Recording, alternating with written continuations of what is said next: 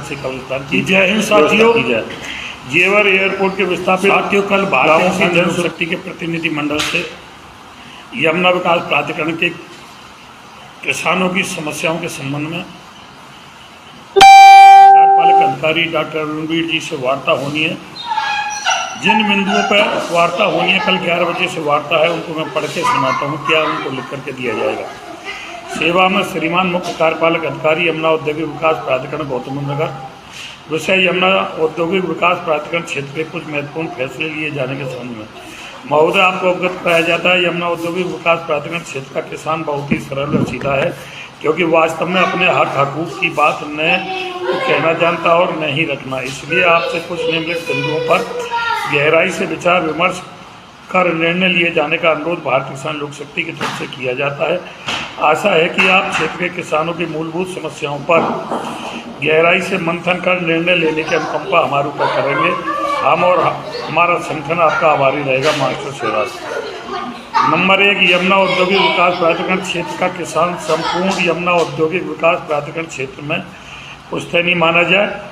यमुना औद्योगिक विकास प्राधिकरण में किसानों का मुआवजा जेवर एयरपोर्ट के बराबर दिया जाए तथा ब्याज राशि में आवासीय प्लांट दिया जाए। मुर्दा मवेशी प्लांट के लिए जगह चिन्हित कर प्लांट जल्द से जल्द तैयार किया जाए तथा मुर्दा मवेशी का टेंडर छोड़ा जाए। यमुना औद्योगिक विकास प्राधिकरण क्षेत्र में चल रही औद्योगिक कंपनियों में सर्वप्रथम मेरिट लिस्ट तथा भूमि अधिग्रहण के दौरान हुए भूमिहीन लघु सीमांत किसानों को सर्वप्रथम वरीयता दी जाए तथा वेबसाइट के साथ साथ एकल खिड़की की व्यवस्था की जाए तथा 40% रिजर्व कोटे में किसान परिवार के बच्चों के अधिकार के साथ खिलवाड़ न किया जाए। प्रत्येक गांव में ओपन जिम रेसिंग ट्रैक बनाए जाएं तथा सुबह भ्रमण के दौरान किसी के साथ कोई हादसा न हो सके। खेल कूद में रुचि रखने वाले युवाओं के लिए कोचिंग सेंटर तथा मिनी स्टेडियम की व्यवस्था की जाए। सबसे पहले आपको राज्य कर्मचारी बीमा निगम ESI अस्पताल यूनिवर्सिटी भारतीय किसान लोक शक्ति की मांग पर लाने के लिए दिल की गहराइयों से धन्यवाद। आगे उसके लिए श्रम मंत्री से इस यूनिवर्सिटी को कम से कम 200 एकड़ में बनाए जाने का अनुरोध भारतीय किसान लोक शक्ति की तरफ से किया जाए और एकल यूनिवर्सिटी बनवाई जाए। इसके लिए यूनिवर्सिटी बनवाई जाए तथा प्रस्तावित 6 नए थानों में कार्य शुरू कराया जाए।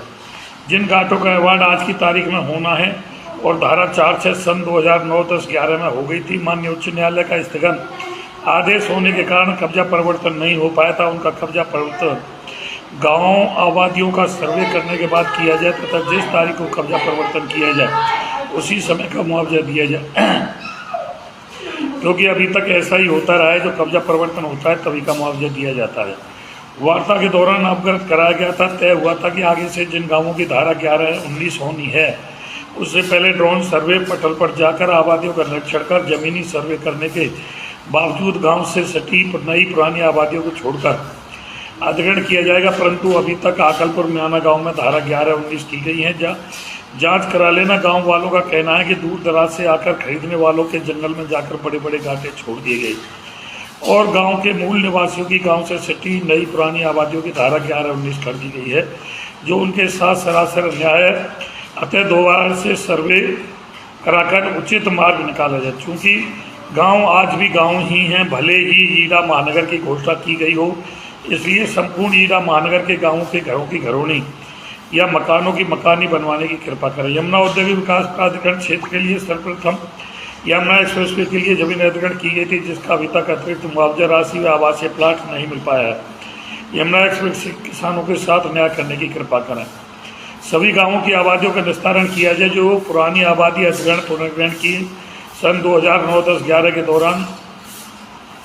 प्रत्येक गाँव का लाल डोरा आपके द्वारा बनाया गया गाँव का पेरिफेरल रोड माना जाए। उसके अंतर्गत आने वाली सभी जमीन सुरक्षित मानी जाए, चूँकि गांव का पुराना लाल डोरा बहुत ही छोटा है। क्षेत्र में बन रहे ट्रामा सेंटर और अस्पताल में स्वास्थ्य लाभ जल्द से जल्द उपलब्ध कराने की कृपा करें। जेवर टप्पल पर सर्विस रोड व जेवर रोपड़ा मार्ग पर जल्द से जल्द कार्य शुरू कराया जाए। जेवर कस्बे का बाईपास जाम से निजात दिलाने के लिए तुरंत बनाया जाए। प्रत्येक कस्बे का सीमा विस्तार किया जाए।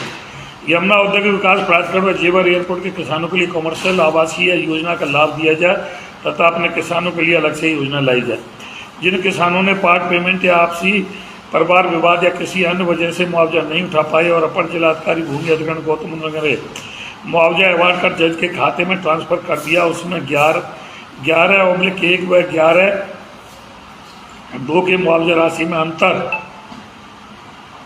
है। अतः ग्रेटर नोएडा प्राधिकरण की तर्ज पर बोर्ड में पास कराकर किसानों को लाभ दिया जाना अति आवश्यक है। चूँकि अस्पताल और शिक्षण संस्थान के लिए जमीन बहुत ही कम मूल्य पर निर्धारित की जाती है, क्षेत्रवासियों को स्वास्थ्य लाभ, शिक्षा के लाभ हेतु, इसलिए कंपनियों की तरह प्राधिकरण किसानों का कोटा रिजर्व रखा जाए और उसमें हक तलफी न हो, उसका ध्यान रखा जाए, क्योंकि नोएडा, ग्रेटर नोएडा में अभी तक ऐसा ही होता रहा है। और यमुना औद्योगिक विकास प्राधिकरण क्षेत्र में चल रही Noida international university, Galgotia university में भी जब की बहुत ही कम कीमत पर जमीन उपलब्ध कराई गई, स्वास्थ्य लाभ, शिक्षा के लाभ को देखते हुए यमुना औद्योगिक विकास प्राधिकरण क्षेत्र का एक ईडा की भी अपनी मेडिकल शिक्षण संस्थान की यूनिवर्सिटी हो, जिसमें केवल और केवल यमुना औद्योगिक विकास प्राधिकरण क्षेत्र के किसानों के ही बच्चे व परिवार को लाभ दिया जाए। प्रत्येक गांव में शमशान कब्रिस्तान का विशेष रूप से ख्याल रखा जाए और सपेरा जाति के लिए भी अलग से कब्रिस्तान की व्यवस्था की जाए। जेवर एयरपोर्ट के विस्थापित गांवों की जन सुविधा, मूलभूत आवश्यकताओं का तथा मूल निवासियों द्वारा गांव से सटी बनी सभी नई पुरानी आबादियों का लाभ दिया जाना अति आवश्यक है।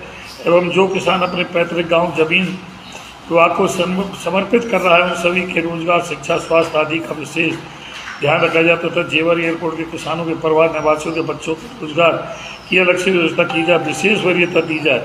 क्षेत्र में पनप रहे भूमाफियाओं पर तुरंत अंकुश लगाया जाए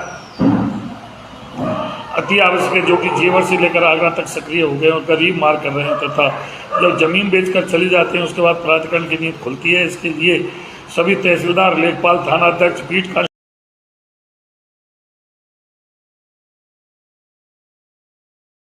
रहे हैं तथा जब जमीन बेचकर चले जाते हैं उसके बाद प्राधिकरण की नींद खुलती है। इसके लिए सभी तहसीलदार, लेखपाल, थाना अध्यक्ष, बीट कांस्टेबल की जिम्मेदारी तय की जानी आवश्यक है तथा जिसके क्षेत्र में इस प्रकार की गतिविधियां पाई जाती हैं उनकी जवाबदारी तय की जाए। तीनों प्राधिकरण के किसान काफ़ी दिनों से 10% आवासीय भूखंड की मांग करते चले आ रहे हैं, जिनके लिए किसान नेताओं ने तनाई भी झेली है।